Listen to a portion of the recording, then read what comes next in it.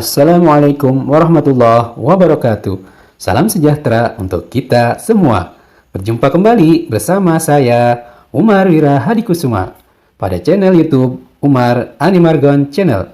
Jangan lupa subscribe dan tekan tombol loncengnya agar kamu mendapatkan notifikasi atau info video-video terbaru dari channel ini. Silakan kalian like, comment, and share. Yuk, tonton terus videonya sampai habis.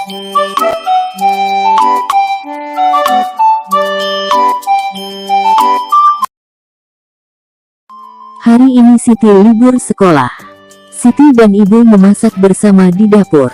Siti membantu ibu membuat tumis kangkung kesukaannya. Ibu meletakkan wajan di atas kompor, kemudian menyalakan api kompor. Tidak berapa lama ibu menuangkan sedikit minyak goreng ke dalam wajan. Siti diminta menunggu wajan tersebut sampai minyak goreng di dalam wajan itu panas. Tak berapa lama, timbul gelembung kecil dalam minyak goreng. Saat itulah Siti tahu bahwa minyak goreng itu telah cukup panas.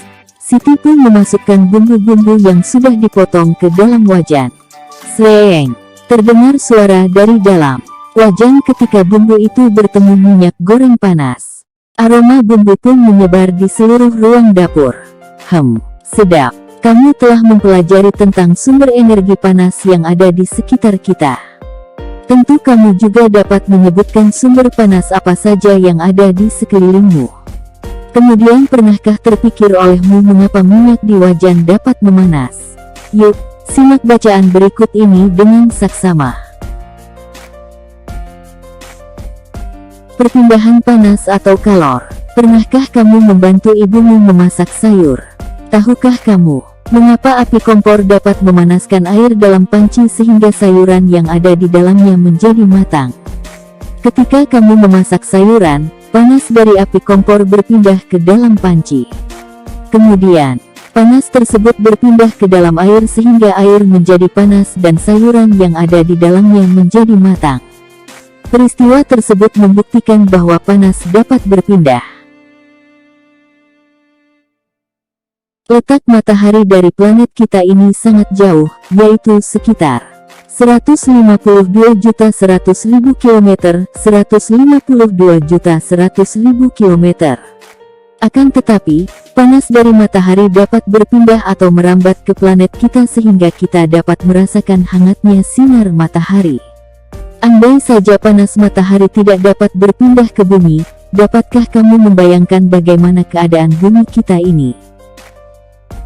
Panas berpindah dari benda yang bersuhu tinggi ke benda yang bersuhu lebih rendah. Bagaimana panas dapat berpindah? Panas dapat berpindah melalui 3 cara, yaitu konduksi, konveksi, dan radiasi. Konduksi adalah cara perpindahan panas melalui zat perantara seperti benda padat. Contoh konduksi adalah panci logam yang panas karena diletakkan di atas kompor yang berapi. Konveksi adalah perpindahan panas yang disertai dengan perpindahan bagian zat perantaranya, misalnya, air di dalam panci yang dipanaskan hingga mendidih. Sedangkan radiasi adalah cara perpindahan panas dengan pancaran yang tidak membutuhkan zat perantara. Peristiwa radiasi yang terjadi sehari-hari adalah sinar matahari yang sampai ke bumi dan menghangatkan udara serta makhluk hidup di bumi.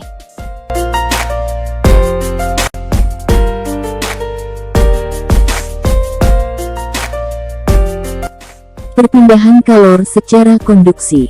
Perpindahan kalor secara konduksi disebut juga perpindahan kalor secara hantaran, yaitu perpindahan kalor tanpa memindahkan zat perantaranya. Pada peristiwa perpindahan kalor secara konduksi, yang berpindah hanya energi kalornya saja. Umumnya, perpindahan kalor secara konduksi terjadi pada zat padat. Agar kamu lebih mudah memahami peristiwa konduksi, mari kita lakukan kegiatan ini. Peristiwa konduksi dapat diumpamakan dengan kegiatan memindahkan buku secara estafet yang dilakukan oleh kamu dan teman-temanmu. Buku yang dipindahkan secara estafet kita umpamakan sebagai kalor dan orang yang memindahkannya sebagai zat perantaranya. Ketika kamu dan teman-temanmu memindahkan buku secara estafet, yang berpindah hanya buku itu saja. Sedangkan kamu dan temanmu sebagai perantara tetap diam di tempat, tidak berpindah. Begitu pula dengan peristiwa konduksi. Hanya kalor yang berpindah, zat perantaranya tetap. Saat kamu membuat teh dan memegang salah satu ujung sendok yang dimasukkan ke dalam air panas, apa yang terjadi? Lama-kelamaan ujung sendok yang kamu pegang juga akan terasa panas. Peristiwa tersebut merupakan salah satu contoh perpindahan kalor secara konduksi. Pada perpindahan kalor secara konduksi, kalor akan berpindah dari benda bersuhu tinggi menuju benda yang suhunya lebih rendah. Peristiwa konduksi juga dapat kamu jumpai pada saat kamu memasak. Pada saat kamu menggoreng, ujung spatula yang kamu pegang akan terasa panas walaupun ujungnya tidak bersentuhan dengan api kompor. Setrika listrik merupakan alat yang cara kerjanya menggunakan prinsip perpindahan panas secara konduksi. Ketika setrika dihubungkan dengan arus listrik, maka arus listrik akan mengalir melalui elemen pemanas. Panas dari elemen akan berpindah ke bagian alas besi setrika yang tebal. Ternyata panas dapat berpindah dengan beberapa cara ya. Setelah saya membaca bacaan di atas, saya jadi mengerti bahwa perpindahan panas ada 3 macam, yaitu diantaranya 1. Konduksi 2. Konveksi 3. Radiasi.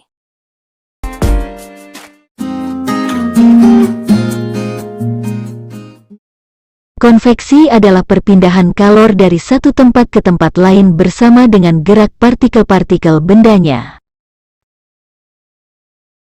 Air merupakan konduktor yang buruk, namun, ketika air bagian bawah dipanaskan ternyata air bagian atas juga ikut panas. Berarti, ada cara perpindahan panas yang lain pada air tersebut, yaitu konveksi. Saat air bagian bawah mendapatkan kalor dari pemanas, partikel air memuai sehingga menjadi lebih ringan dan bergerak naik dan digantikan dengan partikel air dingin dari bagian atas. Dengan cara ini, panas dari air bagian bawah berpindah bersama aliran air menuju bagian atas. Proses ini disebut konveksi. Pola aliran air membentuk arus konveksi. Arus konveksi dapat kamu temui di pantai, berupa angin laut dan angin darat. Siang hari, daratan lebih cepat panas daripada lautan. Kalor jenisnya kecil, udara di atas daratan ikut panas dan bergerak naik, digantikan oleh udara dari lautan. Dengan demikian, terjadilah angin laut. Malam hari, daratan lebih cepat mendingin daripada lautan.